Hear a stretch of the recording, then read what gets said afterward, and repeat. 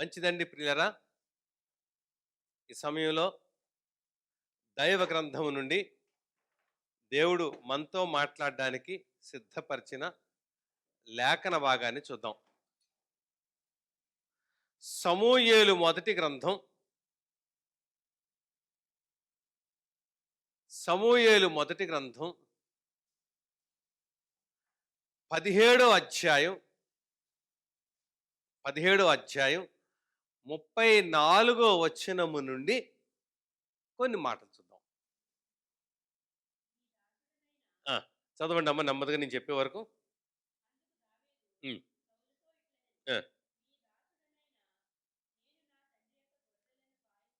Yes.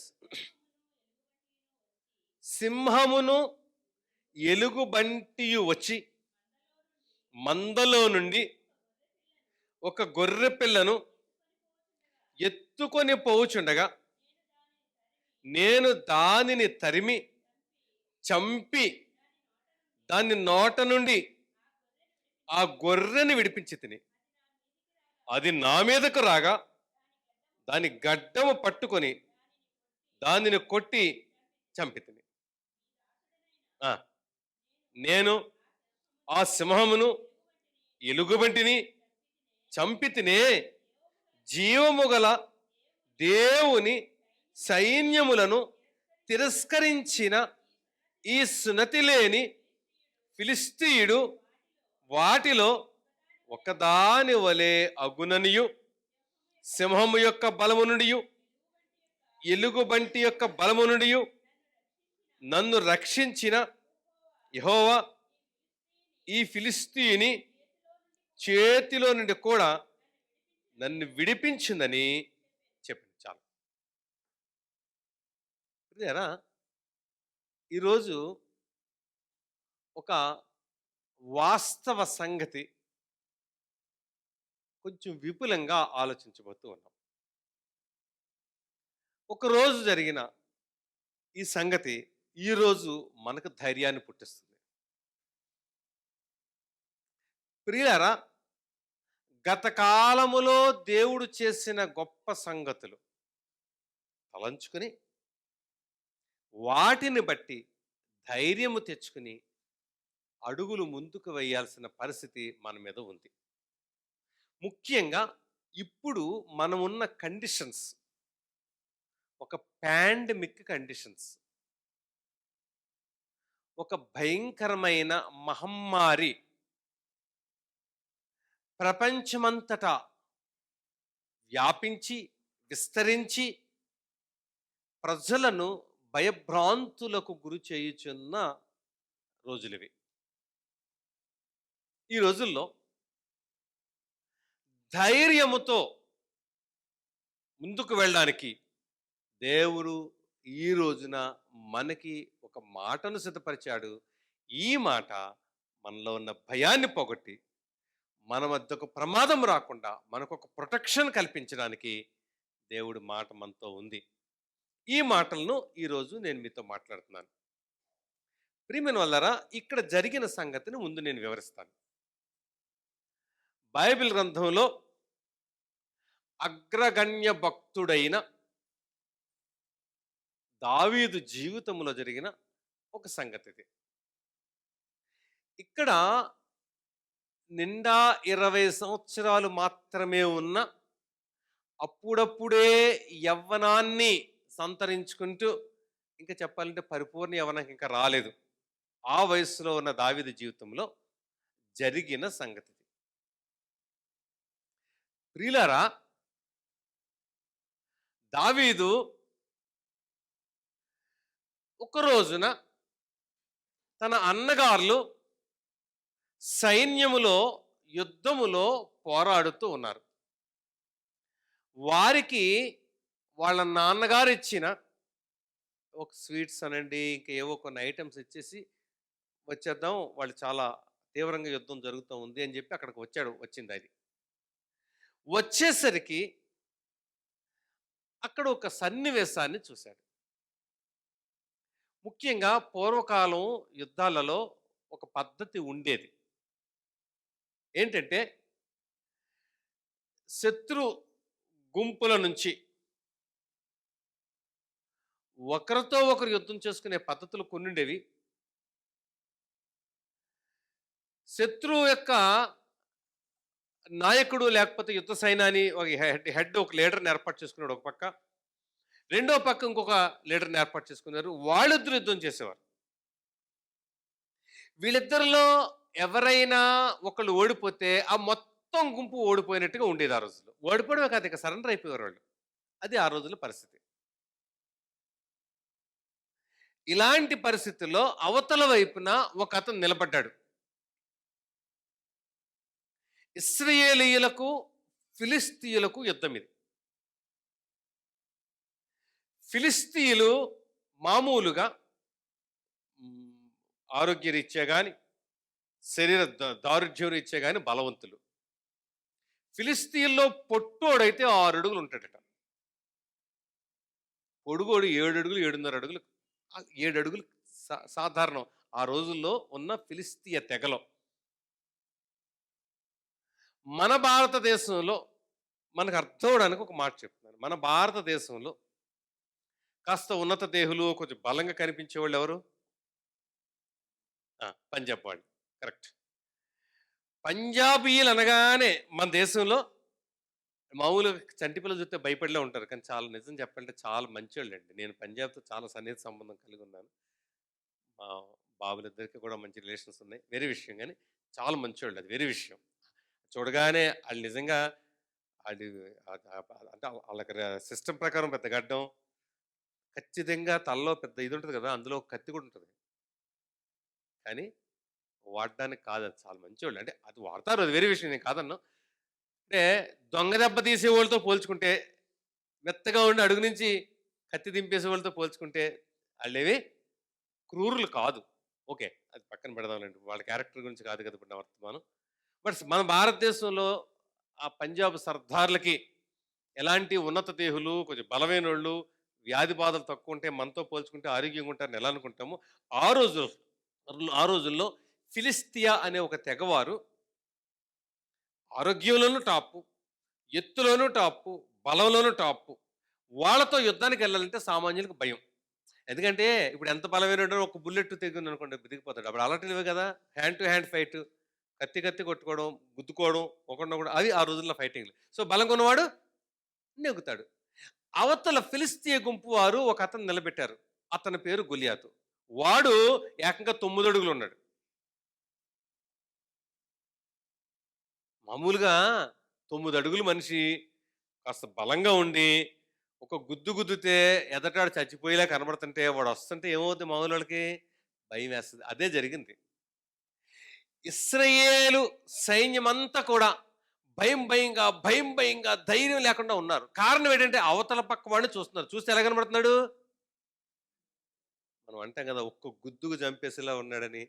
ఇంకొంచెం extra అయిపోయి గుద్దు కూడా అక్కర్లేదు అసలు, చిటికిన వేలుతో చంపేస్తాడని. ఇంకెవడు మధ్యన ఎవరో కూడా చెప్తారు, కంటి చూపుతో చంపేస్తాడని. ఇవన్నీ సరదాగా చెప్పుకోవడానికి ఏదో సినిమా డైలాగులు అయ్యి ఉంటాయి, అంతకు మించిపోయి పనికిరావు. కానీ వాస్తవానికి బలమైన గుద్దు సింగిల్ పంచతో చంపేసే బలంతో ఉన్నవాడు అవతల పక్క ఉన్నాడు.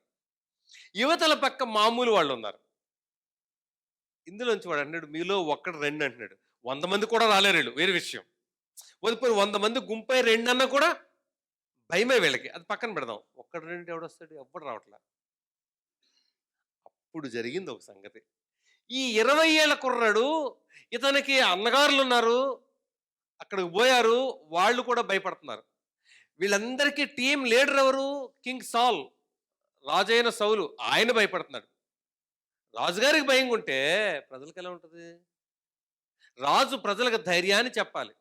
బాబోయ్ అని అనుకోండి, అందరూ ఇంకా బాబోయ్ అంటారు. ఇంకా ప్రాబ్లం ఎంతున్నా కుటుంబ యజమానుడు కుటుంబంలో తన యొక్క సమస్యలని, తన యొక్క బాధలని భార్య బిడ్డలకు తక్కువ తెలియనివ్వాలి, తాను భరించాలి.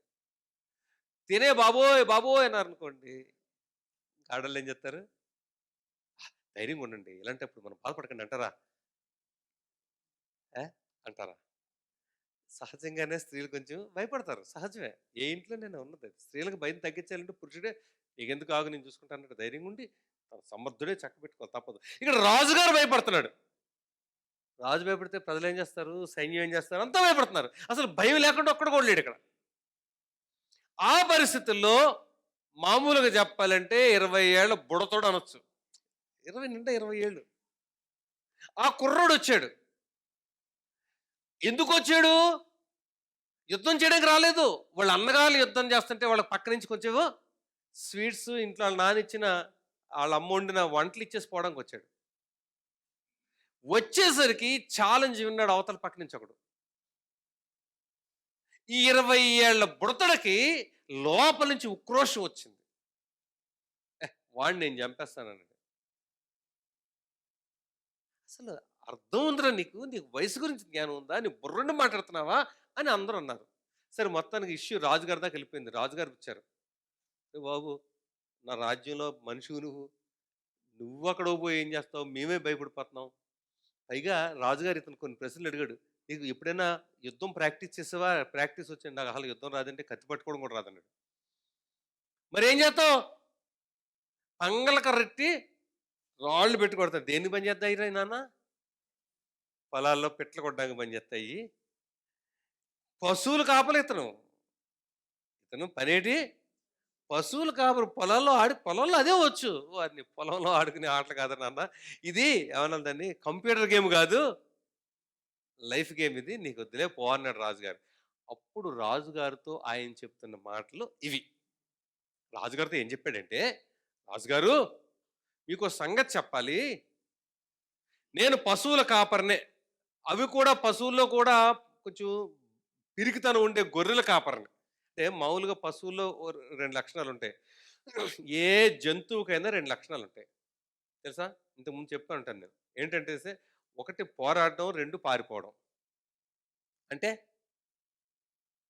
జంతువులు ఎప్పుడు ఏం చేస్తాయంటే కుదిరితే ఫైట్ చేస్తాయి. తనకన్నా చిన్న జంతువు అనిపించినా, సమూహం అనిపించినా, పెద్ద అనిపించినా కూడా ఒకసారి పోరాడలేకపోతే పారిపోతాయి. అది జంతువు యొక్క లక్షణం. 2 లక్షణాలు ఉంటాయి దానికి. కుదిరితే పోరాడుతుంది, కుదరకపోతే పారిపోతుంది. 2 చేతకాని జంతువు మొత్తం ప్రపంచం ఉన్న జంతువులన్నీ పేరుల్లో ఏదన్నా ఉందంటే గొర్రెది. గొర్రె పారిపోదు, పోరాడదు. పారిపోదు, చెప్పండి.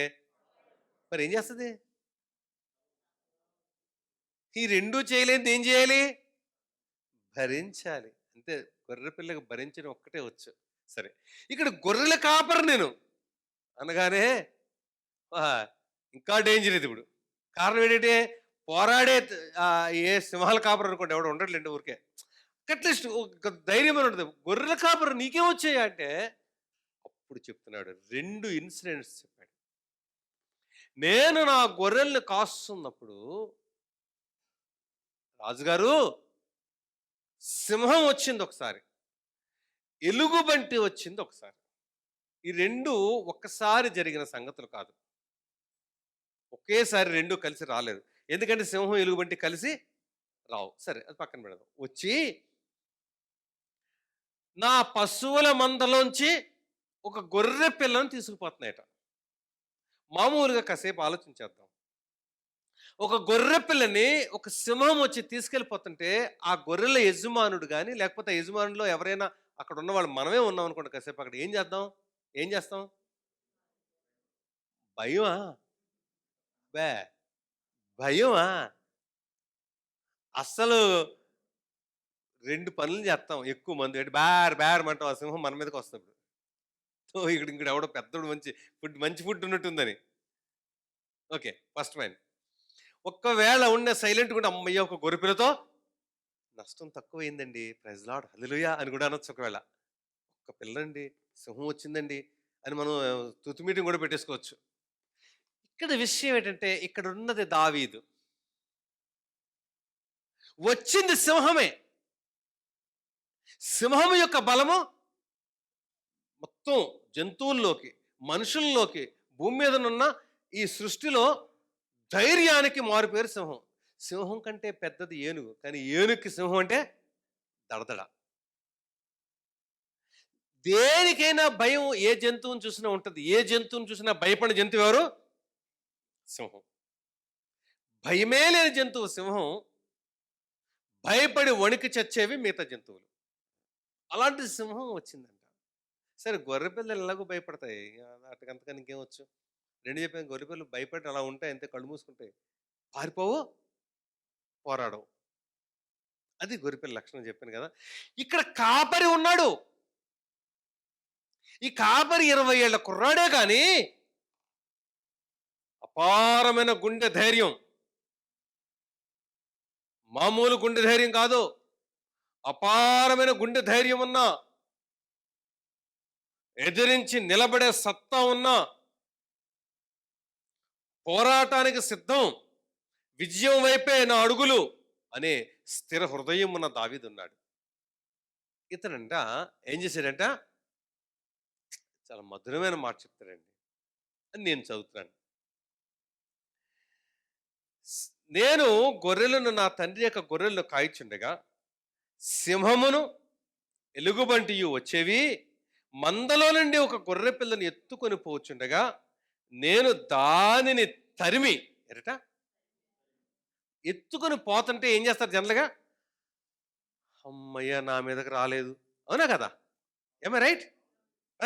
అమ్మయ్య నా మీదకి రాలేదు, ప్రైజ్ లార్డ్, హల్లెలూయా, స్తోత్రం అనొచ్చు ఒకవేళ. తప్ప? నిజమైతే తప్ప? ఆ టైంకి నా మీదకి వచ్చింది ఏంటండి అనొచ్చు. కానీ అలా కాదట. గొర్రె పిల్లను పట్టుకుపోతున్నాడు. ఫోన్లేండి, చిన్న పిల్లతో పోయింది, పెద్ద పోతు కాదు, అది కూడా కాదు. అది పట్టుకుపోతాడు. ఏం చేశాడట? Wonderful thing. ఏం చేశాడంటే తరిమేడట. తరిమితే సింహం అది, పిల్లి పిల్ల ఏంటది? కుక్క పిల్ల. కర్ర పట్టుకునేది తరిమితే పారిపోవడానికి. అది తిరగబడింది. ముందు దాని నోట్లో నుంచి గొర్రె పిల్లలు లాగాడంట. అది తిరగబడేసరికి ఏం చేశాట? ఎంత చక్కగా చెప్పాడండి.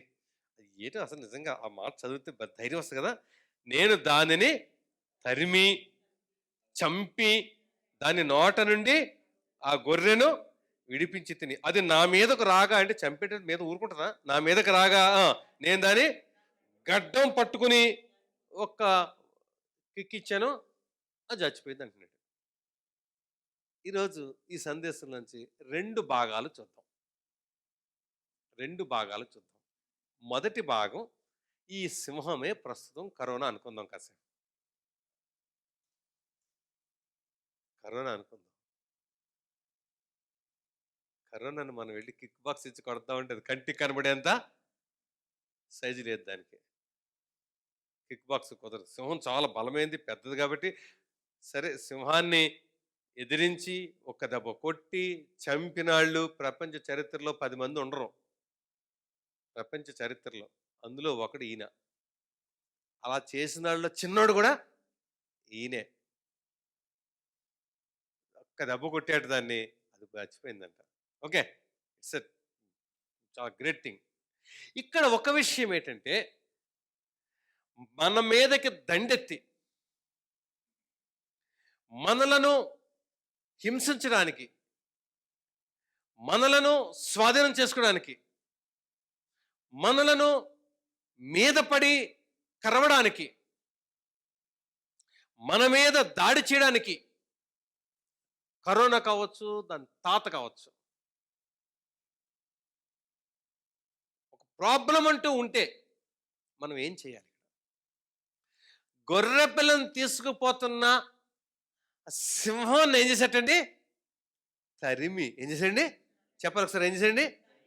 సింహం నోటికి చిక్కింది వెనక్కి వస్తుందా? First point. సామాన్య మానవుడైన వాడు, సామాన్యుడు కూడా కదా, మాదిరి బలవంతుడైన వాడు కూడా సింహము నోటికి ఒక పిల్ల చిక్కగానే ఒక పిల్ల పోయిందండి అనుకుంటాడే గాని, దాన్ని తరుముతాను, దాని నోట్లోంచి ఈ గొర్రె పిల్లని బయటకు లాగుతాను, అసలు ఈ తలంపు వస్తుందా? కాదు. ఎందుకంటే అవతల వైపు కుక్క పిల్ల అనుకోండి, ఏం చేస్తాడు? నిజంగానే కర్ర పట్టుకుంటాడు, క్యాట్లు బరి పట్టుకుంటాడు, ఏదో చేస్తాడు. అవతల వైపు తరుముతుంది కుక్క పిల్ల కాదు. ఏం తరుముతోంది? సింహము తరుముతోంది. ఏం తరుముతోందండి? సింహము తరుముతోంది. ప్రియమైన వాళ్ళరా, నీ ముందు సింహాన్ని చూసి నిజంగా సామాన్యుడికి గుండెలు ఆగిపోతాయి. చూసి ఆగిపోతాయి. ఆగలేదు కదా! తరమడానికి ధైర్యం తెచ్చుకున్నాడు. తరిమేసి ఊరుకోలేదు. గొర్రె పిల్లని విడిపించాడు. అంతటితో ఆగలేదు. సింహాన్ని ఏం చేశాడు? చంపేశాడు. ఇది ఈ కరోనా గురించి, వ్యాధి గురించి మాత్రమే కాదు గాని, మన జీవితానికి అప్లై చేస్తాను. మన జీవితంలో ఈ రోజున అందరి ఇళ్లల్లో ఒక్కొక్క సింహం ఉంది. యెస్, సింహాన్ని చూస్తే భయపడినట్టే మనకి అప్పిచ్చి అడిగినాడు కళ్ళ ముందు కూర్చుని అనుకోండి, ఎలా ఉంటుంది ఇప్పుడు? చెప్పండి ఒకసారి. అడగలేదు ఇంకా వాడు, అడగలేదు ఇంకాను. అప్పిచ్చినాడు, వచ్చి అక్కడ కూర్చున్నాడు. కొంతమంది చాలా తెలివైన ఉన్నారు. ముఖ్యంగా నాకు నాకు రాజుకి తెలిసిన ఒక ఆయన ఉన్నాడు. చాలా తెలివైనాడు. అడగడం, వచ్చి కూర్చున్నట్టు చాలు ఏమైపోద్ది? బీపీ పెరిగిపోతుంటది. అది కూర్చుంటేనే అస్సలు రా, నమస్కారం అండి. అడగడం కూడా స్పెషలిస్టులు అండి కొంతమంది. నమస్కారం అండి అంటేనే అది నమస్కారం చేతులు ఎత్తాడా ఇలా అంటున్నాడా అనిపిస్తుంది. ఓకే, తప్పదు. వాళ్ళు వసూలు చేసుకునే పద్ధతి అది. ఆ గౌరవంతో పాటు ఒకళ్ళకి టాలెంట్ అది. ఇక్కడ విషయం ఏంటంటే, సింహము అందరిలో ఉంది, మర్చిపోకండి. అంటే అప్పులో ఉన్న వాళ్ళకి ఉందేమో, నాకు లేవని ఎవరిని అనుకుంటారేమో. అనారోగ్యం అనే సింహం పక్కనే ఉంది. అది ఎప్పుడు పేక కొరికేద్దామని వస్తుంది. ఇక్కడ ఒక విషయం ఏంటంటే, నిజానికి బైబిల్ గ్రంథంలో సింహం అనేది యూదాగోత్రపు సింహముగా దేవుణ్ణి పోల్చాడు. కానీ ఇంకొక పక్క ఒక మాట వ్రాయబడింది. ఆ మాట ఈరోజు మనం చూద్దాం. ఆ మాట ఈరోజు మనకు అవసరం. రండి, పేతురు రాసిన మొదటి పత్రిక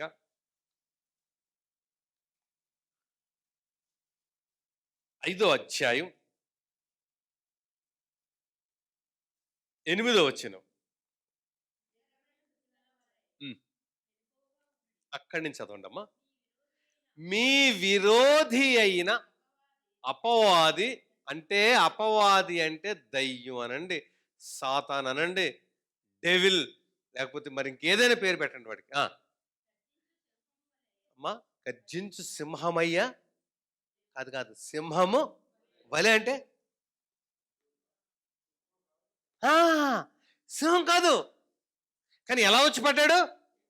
సింహములా.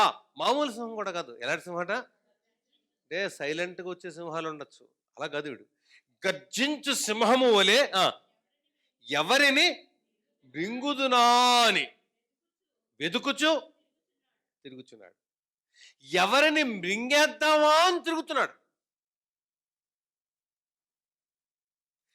మీ విరోధి అయిన అపవాది, మీ విరోధి అయిన అపవాది ఎలా వస్తున్నాడండి? గర్జించు సింహము వలె వస్తున్నాడు. గర్జించు సింహము వలె వస్తున్నాడు. మామూలుగా రావట్లేదు, గర్జించు సింహము వలె వస్తున్నాడు. సింహము గర్జనతో వస్తే ఎట్లాంటికైనా గుండెకపోద్ది. ఇక్కడ మనుషులను పట్టుకోవడానికి ఈ రోజుల్లో అయితే ఇలా అంటాను నేను, గర్జించకుండా సింహంలా వస్తున్నాడు. ఉదాహరణకి మళ్ళా మరొక వెనక్కి వస్తుంది. కరోనా శబ్దం వినపడుతుందా? పాపం పిచ్చాళ్ళు కొంతమంది కరోనాకి మనం అంటే భయమేమో అనుకుని go back corona, go back corona అని అరిచారు మధ్యన. అది మళ్ళీ వీడియోలు తీసి ఫేస్బుక్లో పెట్టి అప్లోడ్ చేసి సోషల్ మీడియా నిండా నింపేసి 3 రోజులు చంపేశారు. ఇవ్వకంటే పోద్ది అనుకుంటున్నారు. పిచ్చోళ్ళ తెలివైనోళ్ళ? కాగడాలు వెలిగించి అది చూసి భయపడిపోద్దని గో బ్యాక్ అంటే పోద్దా? నిజం చెప్పాలంటే వచ్చి మీద పడద్ది. దానికి ఏం చేయాలో అది చేయాలి తప్ప, అది మన దగ్గరికి రాకుండా శానిటైజ్ చేసుకోవడమో, శుభ్రంగా ఉండడమో, లేకపోతే ఇంకోటి ఏదో చేయడమో ఉన్నాయి. కొన్ని పద్ధతులు చెప్తున్నారు కదా ప్రభుత్వం వారు, అవి పాటించాలి తప్ప గో బ్యాక్ అంటే పోద్దా? అంటే ఏదో మా వీధి కుక్క పిల్లో ఏదో అనుకుంటున్నారు కొంతమంది. సరే, వాళ్ళని పక్కన పెడదాం. వాళ్ళ బుర్ర అంతే. ప్రియమైన వాళ్ళరా, ఈరోజు నేను మీకు చెప్తున్నది ఏంటంటే, ప్రతి ఇంట, ప్రతి వీధిలో, ప్రతి కుటుంబంలో, ప్రతి గుంపులో సైలెంట్ సింహం ఒకటుంది. ఈ మధ్య ఒక సంగతి చెప్తాను మీకు. విశాఖపట్నంలో నాకు బాగా తెలిసిన ఒక కుటుంబం ఒకరోజు నా యొద్దకు వచ్చి వాళ్ళ బాధ చెప్పుకుంటున్నారు. ఎంత దీనాలాపమైన బాధ అంటే, వాళ్ళు వాళ్ళకి ఒక అబ్బాయి, ఒక అమ్మాయి. కాస్త ఆస్తిపాస్తులు ఉన్నాయి. నగరంలో కాస్త పేరు ప్రఖ్యాతలున్నాయి. మంచి ఉద్యోగం, మంచి గౌరవం, మంచి స్థితి పరిస్థితులున్నాయి. వారికున్న గారంతో ఎంతో గౌరవంగా పెంచుకుంటున్నారు పిల్లల్ని. వాళ్ళ అమ్మాయి ఇంటర్మీడియట్‌కి వచ్చేసింది. ఎక్కడికొచ్చింది? అయ్య బాబోయ్! పీహెచ్‌డీయో, ఎంబీబీఎస్‌లో చెప్పా. ఇంటర్మీడియట్‌కి వచ్చింది. ఓకే. ఇంటర్మీడియట్‌లో ఈ అమ్మాయిని ఇంటికొచ్చి కాలేజీకి తీసుకెళ్ళడానికి, కాలేజీ నుంచి ఇంటికి తీసుకురావడానికి ఒక డ్రైవర్‌ని మాట్లాడారు.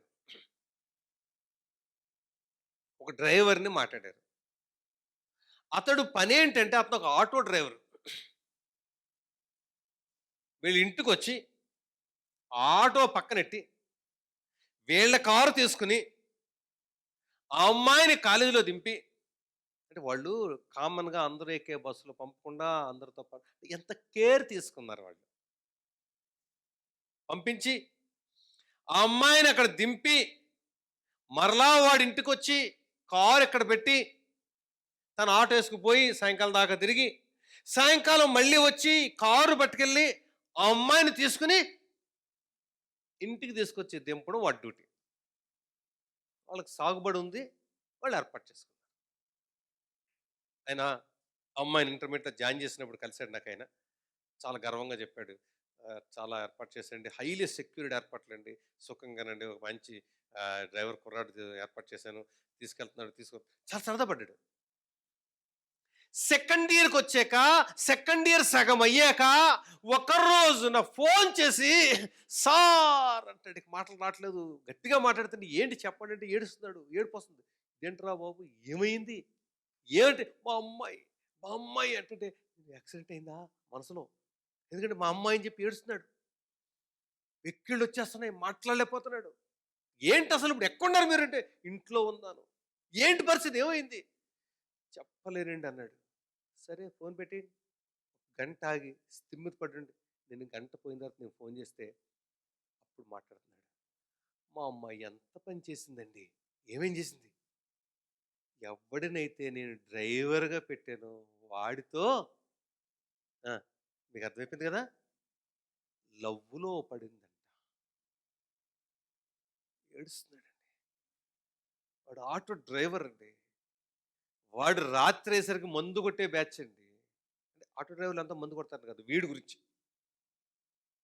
నేను ఆటో డ్రైవర్‌లని కించపరచట్లా. ఈ ఆటో డ్రైవర్‌లని తక్కువ చేయట్లా.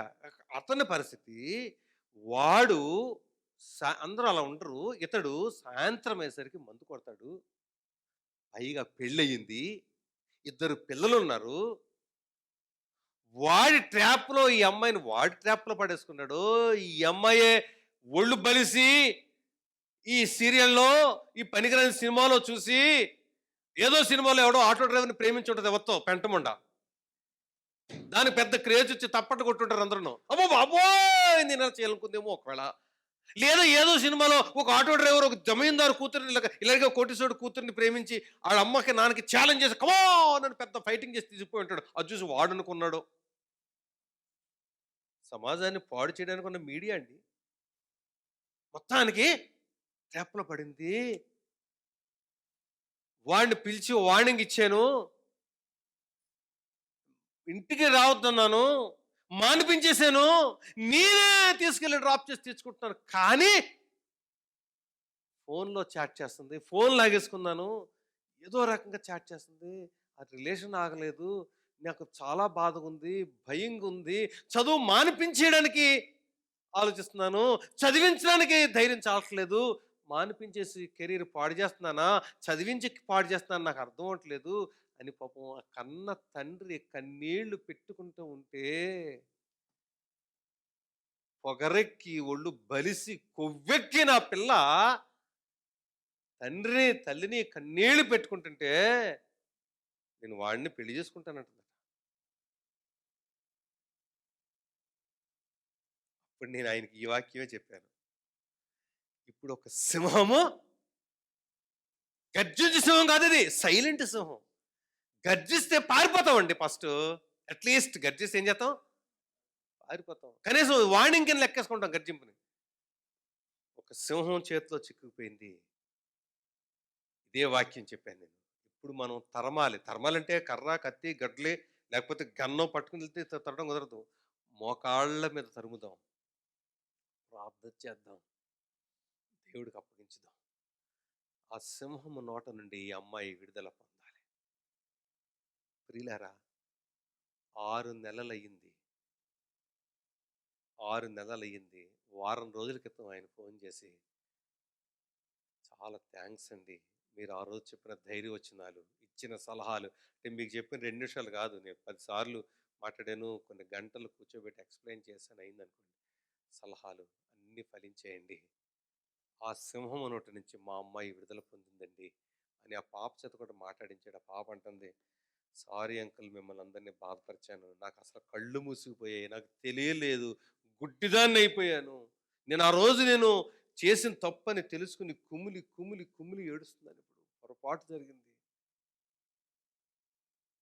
సింహం నోటి నుంచి బయటకు వచ్చావమ్మా. సింహం నోటి నుంచి బయటకు వచ్చాక ఆ సింహం చక్కగా మెత్తగా ఇలా స్పాంజ్ ఏదో పెట్టిలో పట్టుకుంటుందా?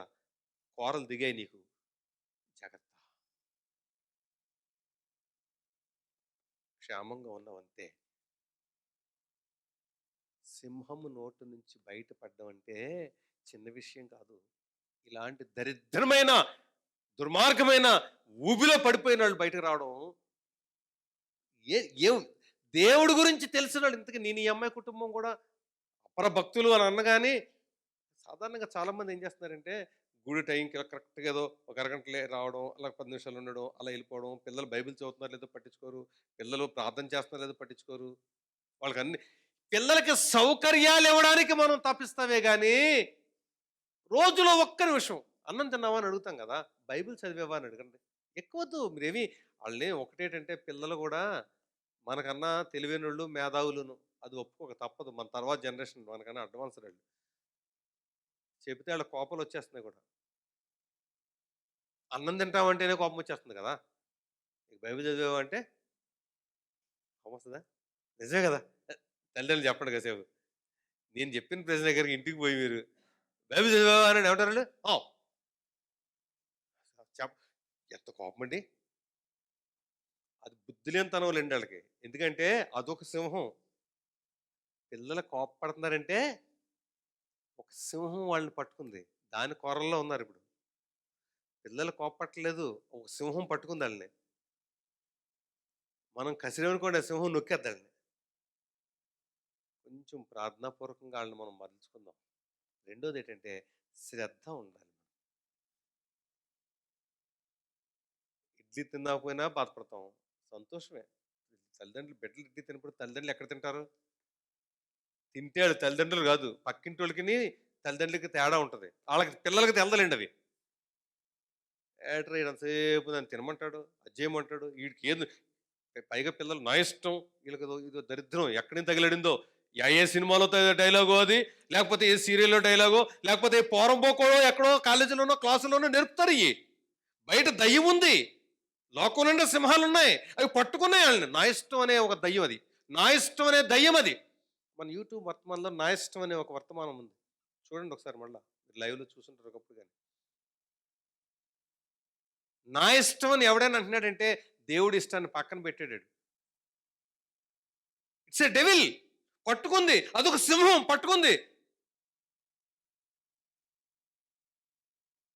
దేవుడి ఇష్టం అనేవాడు పౌలు ఏమన్నాడండి? నేను కాదు క్రీస్తే, నా యందు నివసించుచున్నది యేసయ్యే. దేవుడిని సంతోషపెట్టాలి, దేవుడి ఇష్టం అనే జ్ఞానం ముందు మనకుంటే, మనల్ని చూసైనా కొంతకాలానికైనా పిల్లలు నేర్చుకుంటారని ఆలోచనన్నా ఉంటుంది కనీసం. పిల్లలు ఎవరైనా సరే ఒకటి చెప్తాను వినండి. మాట వినకపోతే ఆ రోజు ఇంకో అరగంట ఎక్కువ ప్రార్థన చేయడం నేర్చుకుంటే మంచిదేమో. నేను చెప్పాను కదా! ప్రార్థన మోకరించి తరమాలి. తరమడం అంటే కత్తులు పట్టుకెళ్ళి తరిమేది, గొడ్డలు పట్టుకెళ్ళి తరిమేది, AK-47 గన్ పట్టుకెళ్ళి తరిమే సింహాలు కాదివి. పిల్లల్ని పట్టిన సింహాలు కొత్త దయ్యాలు. వాళ్ళలో దేవుని వాక్యం తక్కువ ఉంటుంది. కాబట్టి వాళ్ళలో ఎదిరింపు స్వభావం వస్తుంది. నేను చెప్పిన ఆ కుటుంబం 6 నెలలు ఎంత ఏడ్చారోనండి. ఎంత ఏడ్చారోనండి. ఇప్పుడిప్పుడే తేరుకుంటున్నారు. వాళ్ళు పూర్తిగా తేరుకోవాలి. దాని నుంచి పూర్తిగా బయటికి రావాలనేది నా కోరిక. వాళ్ళు కోరుకున్నారు. ఇంకా నలుగురైదుగురు వాళ్ళ వెల్ విషర్స్ వారి కోసం ఎంతో ప్రార్థన చేశారు. ఇక్కడ విషయం ఏంటంటే సింహం పట్టుకుంది. సింహము నోటి నుండి ఎక్కడి నుంచండి? సింహము నోటి నుండి బయటకు రావాలి. సింహము పట్టుకున్న దాన్ని ఎవడు విడిపించగలడు? దేవుడు విడిపించగలడు. ఇక్కడ దావీదు అనే బుడతడు వెళ్తే సింహం ఎడంచేతి, కుడిచి కొడకల ఎడంచే పంజాతో ఒక్కటిస్తే, నోట్లో గొర్రెపిల్ల ఉంది, ఎడంచే పంజా ఒక్క దెబ్బ కొడితే దావీదు ఏమవుతాడు? ఏమవుతాడు? చచ్చిపోతాడు. అనుమానమా? కానీ కానీ దావీదుకున్న బలం ఏంటంటే, ఒంట్లో బలం లేదు. ఒంట్లో బలంతో చేయలేడు. శరీర శక్తి కాదు కావాల్సింది, దైవశక్తి మీద ఆధారపడ్డాడు. అతను మానసికంగా దృఢంగా ఉన్నాడు. అన్నిటికంటే ముఖ్యంగా ప్రార్థనా శక్తి. బిడ్డల యొక్క చెడ్డ పనుల నుంచి వారిని పవిత్రమైన జీవితంలో నడిపించడానికి, వారిని పట్టిన సింహాల నుంచి తప్పించడానికి, వారిని కబళించడానికి ప్రయత్నిస్తున్న సింహపు కోరల నుంచి వారిని విడిపించడానికి, వారిని పట్టుకున్న సింహాలు వారిని విడిచిపెట్టేలాగా మనం పోరాడడానికి మనం చేయాల్సిన పనంటూ ఉంటే గనక అది ప్రార్థనే. ప్రార్థన కాకుండా మరింకేది కూడా, ప్రార్థన కాకుండా మరింకెలాంటి పని కూడా సింహపు కోరల నుంచి మనం విడిపించేలా చేయలేదు. మనం వారిని విడిపించను లేము.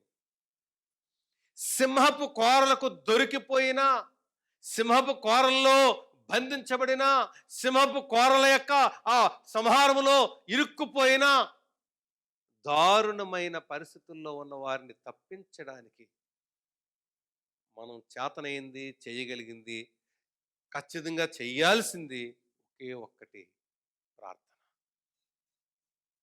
దావీదు గారు చెప్తున్నాడు, సింహము నోట నుండి గొర్రె పిల్లను చెప్పండి విడిపించాను.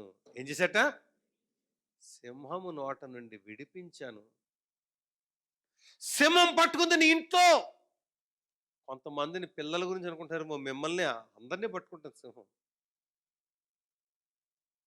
మనకు లేవేటి కోపాలు? పిల్లల గురించి చెప్పాను ఇప్పుడు దాకా. అసలు ఉందా లేదా? అస్సలు లేదు కదా మనకి. అసలు మనం లేకే పిల్లలకు వచ్చింది, మందు కూడా అలాగే వచ్చింది. మనకు చాలా తక్కువ, అవునా? ముందు మనం కాపాడుకుందాం. మనల్ని పట్టుకుంది సింహం ఒకటి. అది కోపం అవ్వచ్చు, మరొక రకమైన పాపం అవ్వచ్చు, బద్ధకం అనే పాపం. సింహం, సింహాల్లో కూడా వెరైటీ సింహం, బద్ధకం అనే సింహం ఉంటుంది. ఇది మరీ దారుణం. ఇది ఏదో రకంగా నిన్ను పట్టుకోవాలి, ఏదో రకంగా నిన్ను కబళించాలి, ఏదో రకంగా నీ మీద దాడి చేయాలి, నిన్ను బిగించాలి, నీ పీక నొక్కాలి. అది సింహం యొక్క ఆలోచన.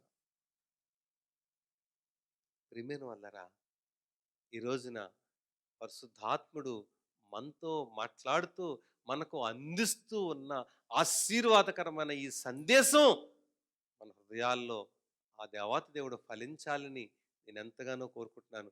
సింహము నోట నుండి ఏం చేసేటండి? నేను దాన్ని విడిపించి తిని. నువ్వు ఏ చిక్కులో ఉన్నావో, ఏ భయంతో ఉన్నావో, ఆ భయము నుండి విడుదల పొందాలి. ఏ ఆర్థిక ఇబ్బందులనే పరిస్థితిలో ఉన్నావో, దాని నుంచి విడుదల పొందాలి. వ్యాపారములో నష్టములో ఉన్నావో, దాని నుంచి విడుదల పొందాలి. అడుగు పెట్టిన చోట ఆశీర్వాదం రావాల్సింది పోయి నష్టం ఎదురొస్తా ఉందో, ఆ సింహం నుంచి విడుదల పొందాలి. మానసికంగా కృంగదీసేసే పరిస్థితులుంటే అదొక సింహం. ఆ సింహం నుంచి నువ్వు విడుదల పొందాలి. నేను టెన్షన్‌కి గురి చేసే సింహం. కొన్ని సింహాలు చాలా వెరైటీగా ఉంటాయండి. బైబిల్‌లో గర్జించు సింహం కదా! గర్జించని సింహాలు ఉన్నాయన్నాం కదా! చెవిలో చెప్తుంటే, "నువ్వు చాలా నీరసంగా ఉన్నావు." ఎలా ఉన్నావు? చెప్పండి. అంటే ఏమవుద్ది ఇప్పుడు? 5 నిమిషాల్లో నీరసం వచ్చేది. 5 నిమిషాలా? 5 సెకన్‌లో వచ్చేస్తది. పక్క నుంచి దేవుడు మాట్లాడుతున్న వాక్యం, "నువ్వు బాగున్నావు." ఎందుకంటే దేవుడు ఏమన్నాడు? "నా చేతుల్లో ఆరోగ్యం నీకిస్తాను. నువ్వు బాగున్నావు." ఈ మాట వినబడదు. ఎందుకంటే గో బ్యాక్ కరోనా అన్నట్టు మనం గో బ్యాక్ మంచి మాటలు. మంచి మాటలు వెనక్కెళ్ళిపోతున్నాయి. మన చెవుల్లోకి రావట్లేదు. మీ ఇంట్లో ఒక విషయం చెప్తాను నేను. పోయిన వారం చెప్పి మీరు ఎంతవరకు పాటిస్తున్నారో గానీ,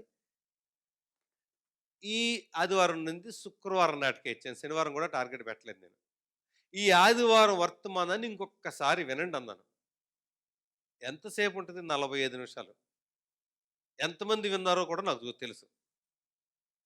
స్టాటిస్టిక్స్ ఉంటాయి గదా నా దగ్గర. ఏ ఈ 45 నిమిషాలు మీరు ఇంకోటేం చూడలేదా?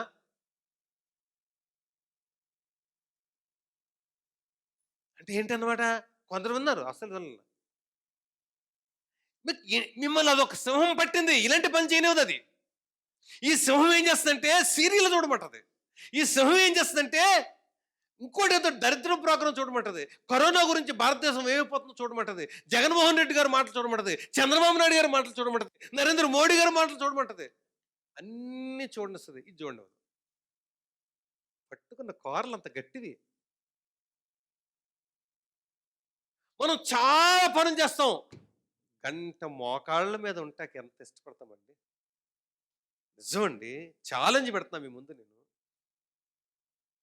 ప్రార్థనలో ఉండడానికి ఎంత ఇష్టపడతాం. గంట ప్రార్థనలో 6 గంటల పాటు చెప్పిన పని చేసేస్తాం. గంట ప్రార్థనలో. అది నీ జీవితానికి ఎంత విలువ తెలుసా? సింహము నోట నుంచి నిన్ను విడిపించేది ఇదే. దావీదుకున్న బలమే అది. ఇంకే బలం లేదు ఆయనకి. వయసు చిన్నది. అనుభవము లేదు. ఒంట్లో అంత బలమూ కాదు. పోనీ సింహాన్ని ఎదిరించడానికి ఉన్న ఇది లేదు. ఆహ్, ఆయుధాలు లేవు. ఏముందట? దాన్ని గడ్డం పట్టుకున్నాడట. ఏం పట్టుకున్నాడు? అబ్బా! అంటే గడ్డం ఎందుకు పట్టుకున్నాడు? పీక దగ్గర పట్టుకున్నాడు. గడ్డం కాదక్కడ. పట్టుకుని పీక మీద ఒక్కటిచ్చాడంట. ఎవరిని? దేనితో ఇచ్చాడంటే ప్రార్థనా బలం. దావీదుకున్న బలం ఒకే ఒక్క బలం. ప్రార్థన. ఆ ప్రార్థనా బలంతో దావీదుకి ఇక్కడ సింహం వచ్చింది, ఎలుగుబంటి వచ్చింది రెండే చెప్పాడు గానీ, తర్వాత గొలియాతు వస్తాడు. వాడిని ప్రార్థనా బలంతోనే కొట్టాడు. ఆ తర్వాత జీవితంలో ఎన్నో సార్లు సౌలు ఆయన రాజుగారు తరుముతాడు 10 ఏళ్ల పాటు. అప్పుడు ప్రార్థనా బలంతోనే విజయం సాధించాడు. ఆ తర్వాత జీవితంలో కూడా ప్రార్థనా బలంతో విజయం సాధించాడు. దావీదు సాధించిన విజయాలన్నిటి వెనక ఒకే ఒక్క బలము. ఆ బలమే చెప్పండి? ప్రార్థన బలము. ఇప్పుడు నిన్నే సింహం పట్టుకుంది. ఖచ్చితంగా ఓ సింహం పట్టుకుంది. అందులో డౌట్ ఏమీ లేదు. నీకు తెలుసది. ఎవరి సింహం వాళ్ళకి తెలుసు. మిమ్మల్ని భయపెడుతుంది, మిమ్మల్ని పట్టుకుంది, మిమ్మల్ని మీరు విడిపించుకోలేకపోతున్నారు. ప్రార్థన చేయండి. ఖచ్చితంగా విడుదల పొందుతారు. దేవుడు నిన్ను పీడిస్తున్న సింహం నుంచి విడిపించడానికే ఈరోజు నీ వర్తమానాన్ని నీకు అందించాడు.